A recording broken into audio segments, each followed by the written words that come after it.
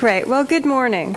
So today's session really deals with the issue of how genes and environments interact and the interplay between these two fundamental influences on behavior. And of course, kind of echoing some of Marla's sentiments from yesterday morning, this brings us, of course, back to the nature-nurture debate and whether our individual differences arise from differences in DNA or arrive from differences in our environment. And of course, one of the take-home messages, I think, of this meeting and certainly of this session is that there is a constant and dynamic interplay between genes and the environment, and that genes are dependent on environmental signals for their function, and the environment works through genes in order to exert long-term effects on behavior. Now, when we think about DNA and gene-environment interplay, one very important kind of notion is that DNA is potential. So we have this potential, and DNA is thus like books in a library, limitless potential to inform and inspire, but DNA needs to be read in order to exert this biological effect on development. Now, epigenetics is really dealing with the topic of how it is we go about reading DNA. So how is it that we go from this potential to exerting some sort of effect on biology, on behavior, on personality? And as Marla mentioned yesterday morning, this can be loosely defined as the study of those factors which alter whether DNA will be expressed without altering the DNA sequence. So this is a very general definition, and of course includes many molecular pathways that can be involved in achieving this end goal. So really we're talking about the factors that change the likelihood that the books in our library will be read. Now, as you've heard throughout the meeting, of course, there are many ways in which DNA can be altered in its expression. And, of course, DNA methylation is one key epigenetic mechanism through which gene expression is regulated. And although you've heard quite a lot about DNA methylation already, it's good to kind of highlight some of the key elements of DNA methylation that are relevant to this session and certainly relevant to a lot of the studies ongoing in development and the embedding of biological and social adversity. So here we have a schematic of DNA. Oops. There we go. So here we have a schematic of DNA in which, we're flipping. All right, so here we have a schematic of DNA. And here we have our histone core of proteins. So DNA is very lovely in its structure, but of course it's compacted with a number of proteins. And so these histone proteins have very dynamic interactions with the DNA. And one epigenetic mechanism that has gained a lot of attention, of course, is the methylation of DNA. And this is where methyl groups become bound to cytosines within the DNA sequence. This is achieved through a class of enzymes called the DNA methyltransferases. Now, when this occurs, methylated DNA attracts methyl-binding proteins, a class of proteins that bind to methylated DNA. And of course, these proteins attract other factors, other enzymes, which can change the histones around which DNA is wrapped. And this can change the interaction between these little histone tails that in previous slides were pulled away from the DNA and wrap them very tightly around the DNA strand. And these post-translational modifications to histones are very dynamic, but of course can have a very significant effect on gene expression. Now, when DNA is in this configuration, it is what's called epigenetically silent. So if this is a region of DNA that controls the expression of a gene, now it is prevented from expressing. Okay, so it is silenced by these epigenetic factors. Now, knowledge of epigenetic processes has been applied to a number of very interesting developmental questions, and certainly twin studies, which were once the model for looking at genetic contributions to behavior, are now an excellent model for looking at epigenetic effects on behavior. And interestingly, twins are of course, monozygotic twins are genetically identical, and early in their development, they were also epigenetically very, very similar when they are young. However, as they age, they become more and more dissimilar in their epigenetic profiles. And findings like these are suggesting that, in fact, variation in our epigenome, in our epigenetic profiles, emerge across the lifespan. Now, one of the interesting kind of questions raised in yesterday's session is why now? So why are now we thinking about how epigenetic processes such as DNA methylation can lead to these variations in phenotype in genetically identical or genetically very similar organisms? And of course, the reason why this hadn't occurred prior to the last 5 or 6 years is because we had to break a rule of biology in order for this to be true. And that rule was that epigenetic processes such as DNA methylation were to be laid down very early on in development when cells were still dividing, and that DNA methylation patterns could not be altered once the cells became post-mitotic and stopped dividing. And so this was a very strong belief in biology. And of course, if something is laid down early in embryogenesis and non-dividing cells cannot undergo change, it's not something that you look to as a mechanism of plasticity. But breaking this rule has provided us a way for understanding how the environment can lead to differences in phenotype. And I'll walk you through a few examples of how that plays out. So in collaboration with the Columbia Center for Children's Environmental Health, we're engaging in a very large-scale study to look at how various exposures to early life contaminants, such as pollution, such as polycyclic aromatic hydrocarbons from car exhaust, and bisphenol A, which is a chemical in plastics, both of these compounds are endocrine-disrupting compounds. So they are known to disrupt endocrine function, and we're looking to see whether potential exposure during the prenatal period to these compounds can have lasting effects on neurodevelopmental, metabolic, and immune outcomes through changes in epigenetic mechanisms such as DNA methylation, which ultimately lead to tissue-specific changes in gene expression. So the Center for Children's Environmental Health is studying these questions in humans, and they have found a very profound influence of prenatal exposure to polycyclic aromatic hydrocarbons, for example, on IQ, on cognitive development, on brain structure, on immune function, and certainly on a number of obesity phenotypes.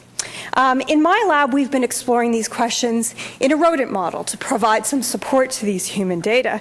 And in particular, we've been focusing on bisphenol A, which is a compound that is to which we all are very highly exposed to because it's a compound made and used in the making of plastics. Now, what we've been finding in our laboratory models where mice are exposed during their entire prenatal developmental period to very low levels of bisphenol A, so these are levels to which we are probably being exposed to, this can have significant effects on the expression of enzymes involved in epigenetic processes. In particular, it can decrease the levels of DNA methyltransferase DNMT1 and DNMT3A, so two methyltransferases whose role is in methylating DNA. And even at a very, very low dose of this compound, we see disruptions to this enzyme, decreases in the expression of this enzyme in many tissues, including the placenta at embryonic time points and in the cortex of the brain of these exposed animals, even when they're in adulthood. Now, given that we're affecting a DNA methyltransferase, it's not surprising that we're also affecting methylation patterns in various genes. And one gene that we've been exploring in this context is the estrogen receptor alpha. And what we find is that a 20 microgram per kilogram daily dose of BPA, which is in fact actually below what the EPA considers a safe dose of BPA, we're getting reductions in DNA methylation at several cytosine sites within the promoter region of the estrogen receptor alpha. So we're getting reductions in DNA methyltransferases and reductions in methylation of genes, very important for a number of reproductive and brain development functions.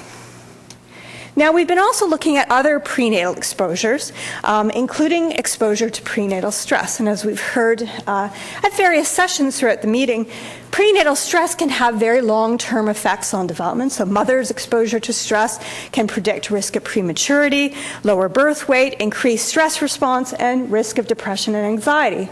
And we've been using animal models combined with studies of human pregnancy and human epigenetic changes to see whether epigenetics can help us to understand how it is these early life effects become embedded.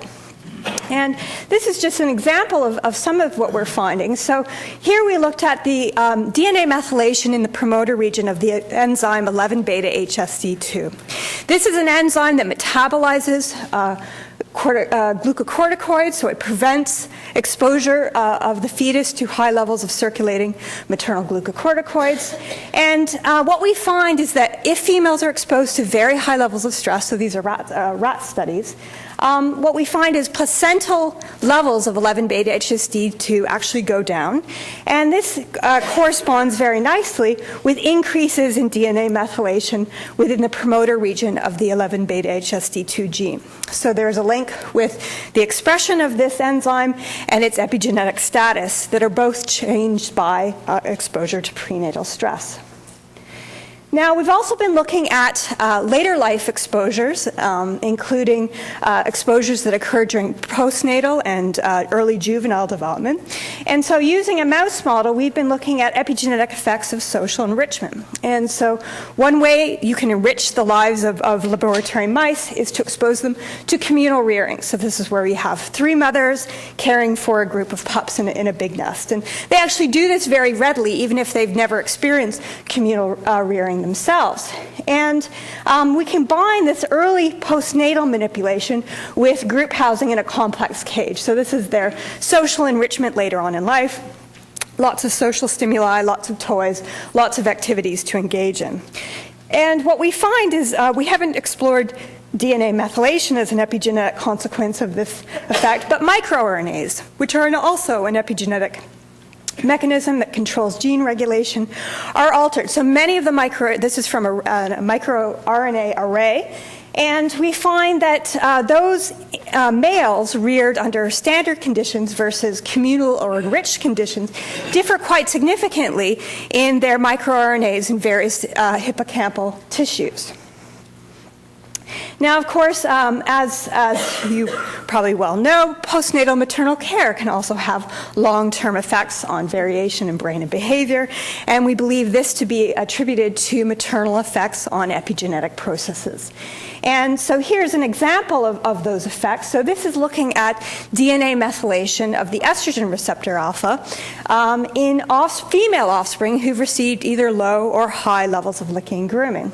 And what we see is that at postnatal day 0, so when the offspring are born, they show no differences in the total methylation of the estrogen receptor alpha promoter. However, group differences as a function of early maternal care emerge by postnatal day 6, with our offspring who have received low levels of licking and grooming displaying more DNA methylation of this promoter compared to those that are licked by high licking grooming dams. And this persists up until postnatal day 21, and we've seen this persist well into adulthood. And consequent to this epigenetic change, there's actually a transmission of maternal behavior from one generation to the next. So maternal care shapes epigenetic profiles of genes in the brain that are critical for maternal behavior itself. And consequent to that, we have effects on expression of this gene, and it affects the way those female offspring engage in care towards their own offspring. And under stable environmental conditions, this kind of cycle can lead to a transgenerational continuity in behavior, in maternal behavior, and of course a transgenerational continuity in other factors in the offspring's brain that are affected by maternal behavior. Now, this kind of transmission or inheritance of behavior is what you can describe as an experience-dependent inheritance, where the experience of maternal care affects DNA methylation, which affects maternal behavior of subsequent generations, affecting DNA methylation and maternal behavior of all subsequent generations. And as I say, under standard environmental conditions, this can persist over multiple generations. This, of course, is in contrast to what we typically think of as inheritance, a germline inheritance. But in fact, there is growing evidence that epigenetics might help us to understand how environmentally induced germline effects might be perpetuated over generations.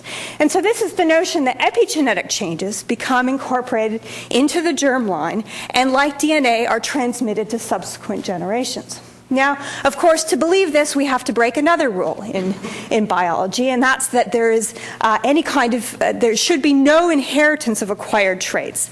And of course, if we have epigenetic tags floating along with our DNA, that means we're inheriting something from a previous generation, rather than wiping clean the slate with each new generation.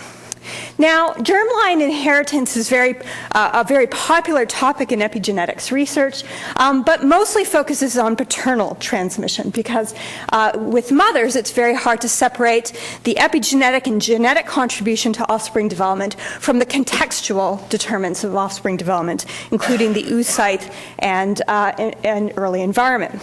And so most of the focus on epigenetics research of germline inheritance is on fathers and how this might allow them to pass on characteristics to their offspring. And so this is a question that we've become very interested in my lab, and thinking about how the social experiences and toxicological experiences of fathers might be passed down to subsequent generations and how this might occur. Now, we've taken a slightly different angle on this question because we know that females, of course, have the last say in terms of transmitting traits to their offspring. And what I mean by that is females make a lot of reproductive decisions based on mate quality. And what we've been finding in the lab is that when males are exposed to various social experiences, various stressors, various nutritional manipulations, this changes the way the female interacts with that male. And actually, interestingly, it changes both her prenatal and postnatal investment in the offspring sired by that male. And so we can have a paternal exposure which affects offspring development through its effect on the mother and the mother's care towards that offspring. So, for example, our socially enriched males that got the communal rearing and the post-weaning social enrichment actually trigger increased maternal care from these females, and their offspring are larger as a function of these changes. Now, of course, a germline inheritance is not inconsistent with this hypothesis either. And in fact, you can have a direct paternal germline epigenetic effect, and that, of course, can affect placental function and offspring function. And of course, offspring are not passive recipients of care any more than females are passive recipients of a male mate, and they can actually trigger the mother to invest more or less resources depending on their quality. And so this kind of demonstrates, I think, some of the complexity of thinking about the interplay between environments, between genes, between epigenetic processes in shaping development, even in a very simple mouse model. Now, one final point that is worth noting, though these studies and other studies that have been discussed in this meeting suggest that early experiences, certainly environmental experiences of a broad nature, can have epigenetic consequences that lead to stable individual differences that can, in some cases, be inherited. This gets us to the issue of the dynamic yet plastic characteristic of these epigenetic effects.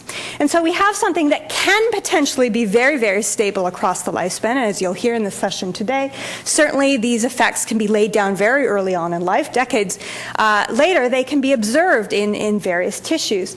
But of course, these are also plastic, and they can change in response to various environmental triggers. And so the question is, under what conditions do the stability versus the dynamic change in epigenetic profiles exist? So in today's session, we'll hear from many esteemed scientists on their work in this field and how they've thought about the question of gene-environment interplay.